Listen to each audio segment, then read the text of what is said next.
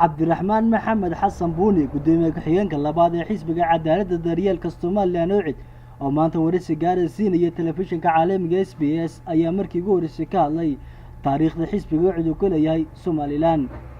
cabdiraxmaan buuni oo arrimahaasi ka hadlaya waxaa ka mid ah hadaladiisii. alxamdulillahi rabbil aalamiin wasalaatu wasalaamu calaa rasuulillahi sallallahu alayhi wasallam. bahda telefishinkan aad baan ugu mahadnaqayaa inaan saaka hotelkan soo ku kulanno oo weydiisaan xisbiga ucid gudoomiye ku-xigeenka koowaad ka ahay waxaan ku doorbiday aad iyo aad baan horta ugu mahadnaqayaa su'aashaas weydiisaan xisbiga ucid waxaa horta dee la aasaasay 2002 waxaana uu ka mid ahaa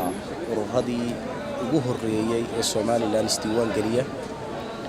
2002 wuxuu u soo gudbay markii doorashadaas la qabtay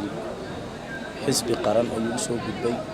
isaga iyo xisbiga kulmiye ee hadda talada Soomaaliland haya iyo xisbigii urur oo saaxadda siyaasadda ka baxay maadaama xisbiga ucid uu ka mid ahaa 2002 doorashooyinkii golayaasha deegaanka la qabtay urur siyaasadeed uu ka soo gudbay xisbi qaran u soo gudbay waxa uu intaas oo dhan saaxadda siyaasadda ku jiray ilaa maanta uu joogo waxa ii soo raaco oo xisbiga ucid ku doortay 2012 markii xukuumadda Axmed Siraaye ururada siyaasadda dib u furtay waxa uu ka mid noqday ururadii dib haddana isku diiwaan geliyay isla markaana u soo gudbay xisbi qaran isaga iyo xisbiga kulmiye iyo xisbiga wadan marka waxaan ku doortay waa xisbi fac weyn oo taariikh Soomaaliland ku leh oo maalintii ilaa ururada la aasaasay haddana teeramkii labaad ee ururada dib loo bilaabay intaba guuleysanaya oo xisbi qaran u soo gudbay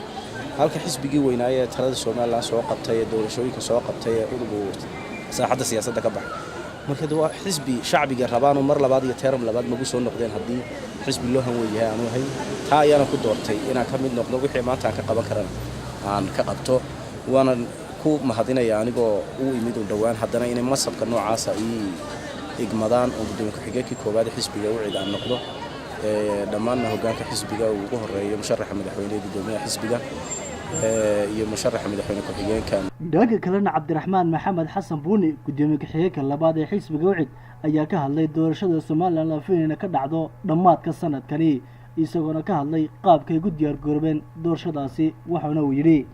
guusha iyo guuldaradaba Ilaahay baa haya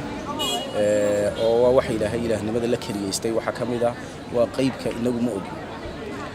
ilaa maanta inuu joognana oo lala koomishanku inoo fasaxeen ma jirto labadan xisbi waxa ay mar walba ku darjeerayaan waxa uu isku eriyanayaan waxa weeyaan wali lamaba furinba tartankii ila tartan oo ogtihiino de xisbiyada marba fagaarayaasha khayriyada loo fasaxaa iyadoo timetable-kii iyo jadwalkooda ay ku dhaqmayaan walow annagu aanu ku faraxsannahay inaanu maalintii dhaweeytay qorituurkii la riday xisbiga ucid ku guuleystay inuu noqdo ka ololaha fura oo maalinta ugu horeysa xisbiga ucid ee ololaha furi doonaan iyagu insha Allah taala sida ay u fureen ololaha ay ugu horeeyaan ayaanu rajaynaynaa inaanu annaguna ugu horeyno oo ku haranno insha Allah taala xisbiga noqda xisbiga doorashada 2017 ku soo baxa madaxtooyada xisbiga ucid taladana Faysal Calwaraade uu kala wareego Axmed Maxamed Silaan. si kastaba ahaatee doorashada Soomaaliland la filayay inay ka dhacdo dhammaadka sanadkani ayaa bulshada iyo shacbiga kala duwan ee Soomaaliland ay si weyn u hayaan lamana saadaalin karo cidda ku guuleysan doonta doorashadaasi. Axmed Baasha Cali Shire telefishinka caalamiga SBS gudaha magaalada Hargeysa.